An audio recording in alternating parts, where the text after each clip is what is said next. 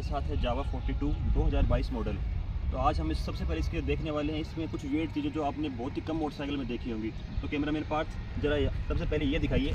यहाँ पे इस बाइक में लॉक करने के लिए अलग और एक इग्निशन के लिए अलग पॉइंट है, जो कि आपने बहुत ही रेयर बाइक में देखा होगा। आपने रॉयल इनफील्ड चाहिए तो क्या पता उसमें आता हो, मुझे इसका आइडिया नहीं है, बट इसमें ये चीज़ एक मुझे नहीं लगी।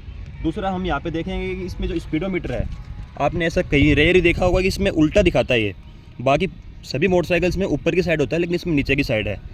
और तीसरी चीज़ जो मुझे वेट लगी, ये 294 सीसी की एक मोटरसाइकिल है, इसके बावजूद इसमें 2 एग्जॉस्ट हैं। कि मैं पार्ट जरा दिखाइए इनको।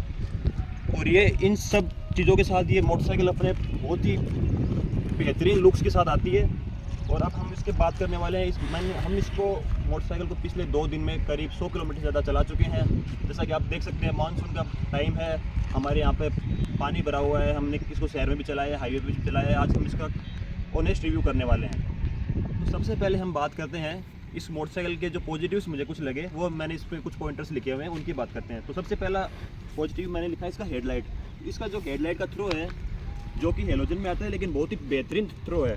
और ये आप देख सकते हैं, आज के टाइम में भी ये कांच के आता है इसका ये, और गर्म भी होता है, जिससे आप सर्दियों के टाइम में इससे उष्मा का आनंद भी ले सकते हैं। इसके अलावा जो इसका थ्रो है हाईवे पर और सिटी में, बहुत ही लाजवाब।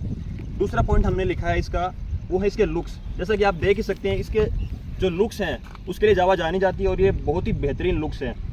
मतलब जो इस कैटेगरी में जो बाकी मोटरसाइकिल्स आती हैं, रॉयल इनफील्ड वगैरह, रॉयल इनफील्ड या फिर होंडा की कुछ बाइक्स आती हैं, वो सारी ऑलमोस्ट सेम लगती है, लेकिन ये अगर आप इन सब के साथ खड़ी कर दो कि आपको अलग ही दिखेगी। तो दूसरी बात हो गई लुक्स की।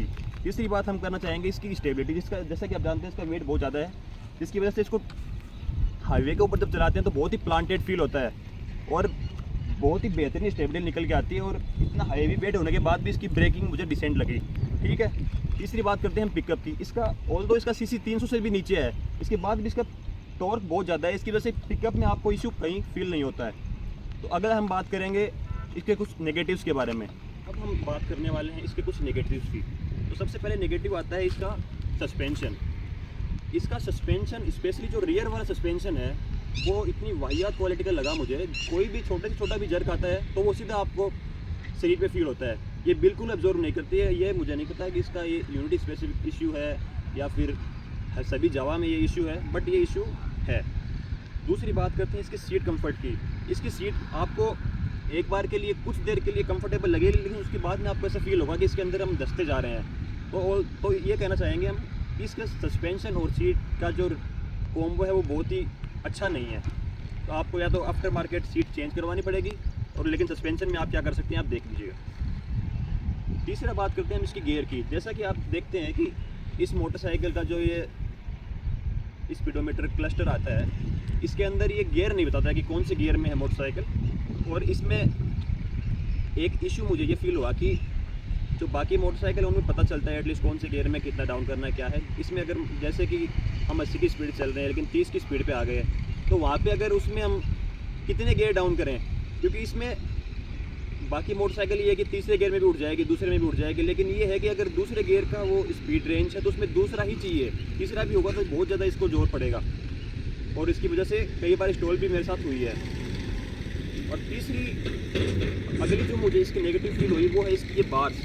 दिखने में बहुत ही बढ़िया लगती हैं, सेफ्टी के लिए भी शायद क्या पता कुछ हेल्प कर दें, लेकिन इसकी वजह से समस्या ये हुई कि जैसे हमारे एरिया में आप देख सकते हैं रोड उतनी अच्छी नहीं है, यहाँ पे पानी वानी भी भरा हुआ है। इसकी वजह से कीचड़, मतलब पानी में चलाने में या फिर कहीं थोड़ी बहुत भी ऑफ रोडिंग पेज आ गया, जैसे कि मिट्टी या कुछ और आ गया, तो उसके अंदर ये सही से कंट्रोल नहीं हो पाती है, क्योंकि पैर की मूवमेंट बहुत ज़्यादा अवरुद्ध हो जाती है इससे। तो ये मुझे अच्छी नहीं लगी इसके बारे में। अगला हम बात करते हैं कि ये मोटरसाइकिल सिर्फ हाईवे के लिए है। आप अगर इसको सिटी में चलाओगे तो आपके पसीने छूट जाएंगे, क्योंकि इतना ये इसके यहाँ पे जो ये रेडिएटर है, इतनी हीट रेडिएट करता है, इतनी ज़्यादा हीट होती है ये कि ट्रैफिक में एक तो हीट से इशू होगा, दूसरा ये इतनी वेट फील होता है उसका ट्रैफिक में, और तीसरा सस्पेंशन उसका इतना अच्छा नहीं है। तो ट्रैफिक में चलाने के लिए आपके लिए बिल्कुल भी सूटेबल फील नहीं होगी। तो आज के लिए बस इतना ही। ये मोटरसाइकिल है हमारे दोस्त BD की। अगर मेरे इस वीडियो के ऊपर 1000 से ज़्यादा लाइक आते हैं तो BD भैया के साथ हम उनका 11,000 किलोमीटर का जावा के साथ सफ़र का एक पूरा ओनरशिप रिव्यू लेके आएंगे। Thank you.